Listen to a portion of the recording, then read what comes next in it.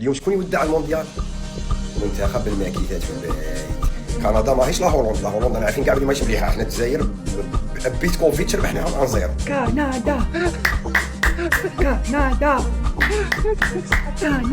المهم كارديا تاع كندا ما شفناش المراكه ما توشوش البالون. كندا تضع رجل في الدور القادم. باي باي العياشه.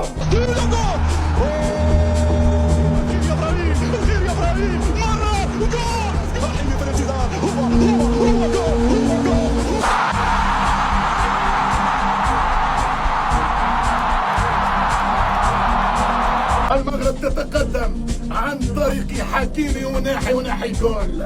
يا سيدي ربي شي يفوت لي هذا الليله اليوم شي يفوتها. يا ربي خاصني بانادول هذا مليح للناس. حنا تاني مهابين تاكلين على كندا غير تاع تلج. كندا ماهيش تاع بالو اصلا. كندا ماهيش تاع بالو اللي وصلوا للدوزيام فينال باسكو كانوا في بلادهم وهذه الحاجه ساعدتهم بزاف. سأل الشيخ ميسي ما هي أحد الشباك إليك يا ميسي؟ قال الجزائر. ثم قال ماذا؟ قال الجزائر. ثم قال ماذا؟ قال الجزائر. اللي باغي يكمل قرايته يروح لكندا بصح ما تتكلش عليها في كرة القدم. حنا تاكلين عليها. الماتش جاي كونتر فرنسا صاحبي راح نشوفكم ونتفرجكم وتلعبوا على 4 الصباح نقعد لكم للربعه حتى يكمل الماتش ونسيبورتي فرنسا وسميني ولد فرنسا. هذه التصريحات انا احبها والله. مدرب المنتخب المغربي وهبي يشوف ايش قاعد يقول بعد التاهل. لا يهمنا ان كنا سنلعب ضد فرنسا او الباراغواي. وكل حسيت اللي حاجتهم المروك باش تخسر ماهيش تخسر المغرب فاهم. المغرب جامي تخسر فاهم. عارفين بيشربوا ايه؟ بيشربوا دموع كل اللي شكك وقال لك مش هيوصلوا مش هيعملوا حاجه الموسم ده في المونديال ده. بيشربوا دموعهم. معلش يا افارقه سهرناكم معانا يعني خلاص يعني روحوا ناموا بقى خلاص يعني صرتوا بلا فايده لحاجه. ربحوا المغاربه ربحوا راهم في ربع النهائي. اذا ربحتوا الماتش جاي كونتر فرنسا سميوني سوسو من الاخر. الماتش جاي وحدكم من الاخر باش تكونوا على بالكم ما تبقاوش تحلموا تبقاو تفرحوا. الماتش جاي وحدكم. المنتخب المغربي ليس منتخب قطط الصحراء الجزائرية بل هو منتخب شرف المملكة المغربية من طنجة للقويرة. 5,630,000 مبروك. لو ما تخلعها مع تأيكي بيعجبوك يدخلوا للماتش معولين يربحوا. نحن مستعدون تماما ايا كان المنافس القادم. يا سلام يا حبيبي. يا ولد راكم تشوفوا اللي سيبورتيها طياره وتصور على بالي بلي عندكم ايكيب ترتق فور زيدوا تسبوا والله نسيبورتيكم. عندهم فريق وحش هذه هي الحقيقه. تشوف فيهم طيسان تاعنا الحفر الباردين. هادو هما الرجال اللي يلعبوا كورة. هادو هما اللي باغيين يلعبوا على الدرابو ديال بلادهم. هادو هما اللي يتقاتلوا على بلادهم. هادو هما اللي يسيل الدم يلعبوا عليه هذا صح. تحية المروك والله يعطيكم الصحة. كرة القدم راكم مضمونين في كأس العالم. درتوا اسم يعطيكم الصحة. ألف مبروك. المراركة ومانيش نشيت لعبوا مليح. هاوليك البيت طروزيا ما تفرق. الدقيقة الأخرى يا عجبت ربي كان لعبنا بنص الحرارة اللي عندهم لاص باش نضربوها بكف. الباردين ان شاء الله تكون ان شاء الله كنتوا شفتوا الماتش هذا واش نقول والله انا شفتوا الرجال كيفاش دايرين. شفتوا الناس كيفاش يتقاتلوا على بلادهم. شفتوا اللي يلعبوا على بلادهم. اللي قال لك لا غير حظ. الناس في النهايه ديال المرة حظ. وقال لك مش هيكسبوا الماتش الجاي ده. كندا البلد المونديال معمول فيها. اشربوا دموعكم بالشفا يا حبايبي. الف هنا على قلوبكم. احنا لعبنا مع سويسرا قال لك غادي صافي نهربوا على اسبانيا باش نلعبوا مع سويسرا. مشينا لسويسرا قالوا لنا شدوا الطياره المطار ديريكت. المنتخب المغربي ليس منتخب قطط الصحراء الجزائرية. حنا مشينا نسيدوا الرخص عزقنا مصيديننا ومصيفطيننا.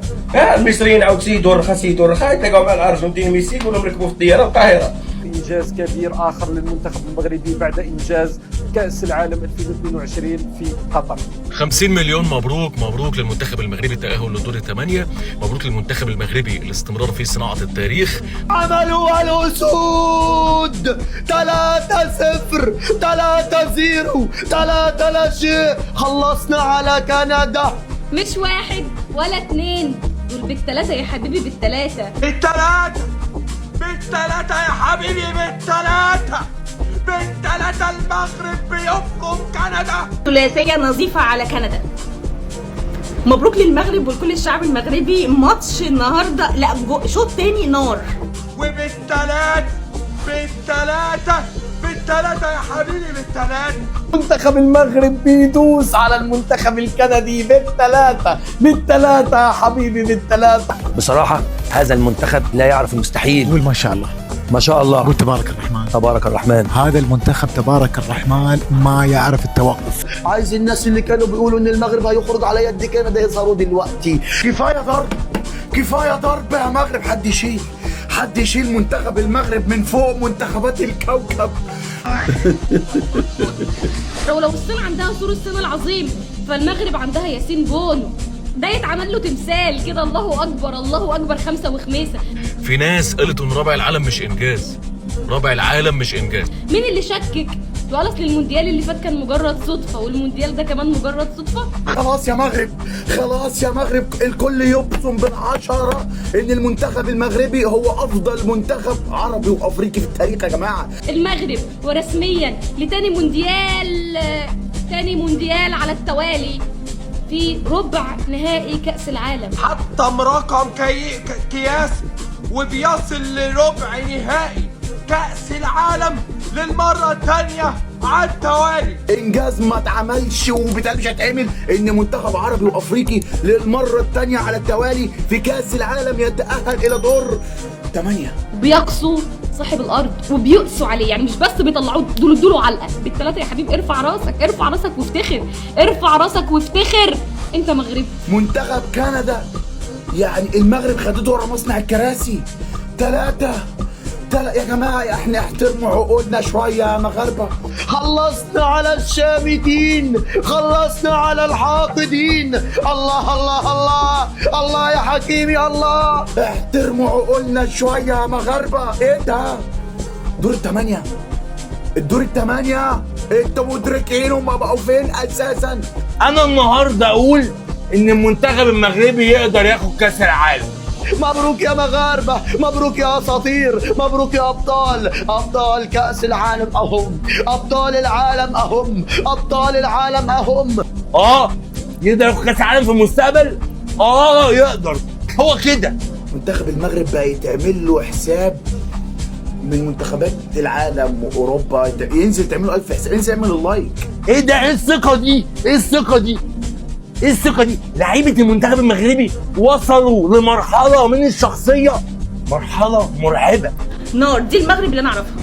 شوط تاني نار، كل ما كانت تيجي تشيل من نفسها.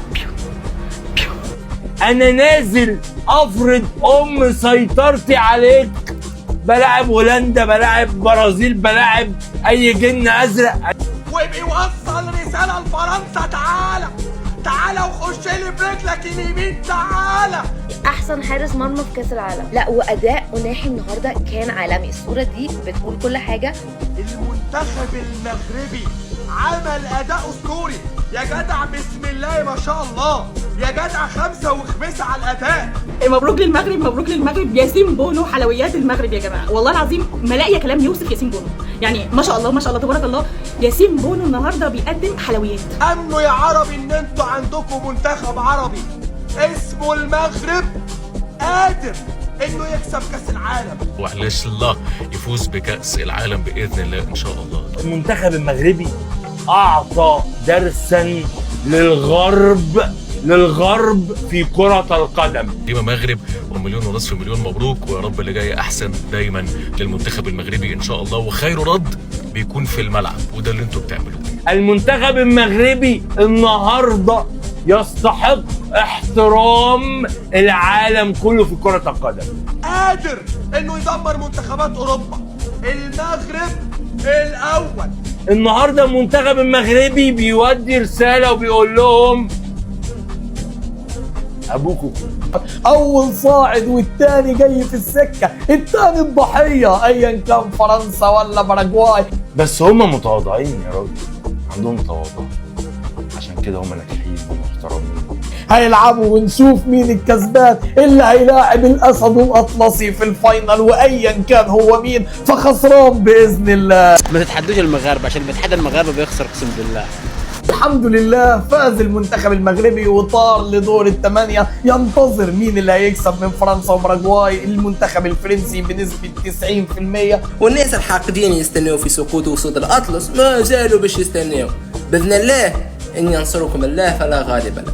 مواجهة طاحنة ومواجهة صعبة جدا، بس زي ما قال الشوالي لو هم فرنسا فاحنا المغرب. ان شاء الله المنتخب المغربي قادر انه يوصل لبعيد، قادر انه ياخذ كاس العالم. والله هذا جنون. المغرب حسمتها واعلنت انها افضل منتخب عربي وافريقي في تاريخ كاس العالم. يا قطري ارسل 100 ناقة عشان انتقمنا لكم من كندا. قولوا يا اهل قطر تحيا المغرب تحيا المغرب.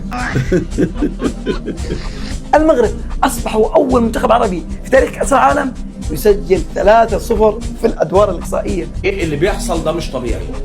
اللي بيعمله منتخب المغرب مش طبيعي. استنى يا عم عصام. شيء ثاني، المغرب لما سجل 3-0 أصبحت هي أول منتخب عربي يسجل 10 أهداف في نسخة واحدة من كأس العالم. أنا هعمل الفيديو ده وأخش أنام بجد لأن اللي بيحصل مش طبيعي. والله ما طبيعي. المغرب في هذه المباراة إنه أصبح هو أول منتخب عربي وأفريقي في تاريخ كأس العالم يتأهل إلى ربع النهائي بنسختين مختلفتين. جماعة جيبوا كأس العالم ادوا لمنتخب المغرب ونريح دماغنا. والله نريح دماغنا. ما هو بالمستوى ده ما حدش هيكسبهم ما شاء الله. يعني أنا قاعد يعني. وكمان أكبر رقم يمتلكه المغرب الآن هو أطول سلسلة لا هزيمة في تاريخ المنتخبات ب 42 مباراة بلا هزيمة. يعني عمال اقول يلا بقى اخلصوا بقى اخلصوا. انا روحي طلعت. المغرب قاعد يكسر ارقام مش عربيه وافريقيه بل عالميه.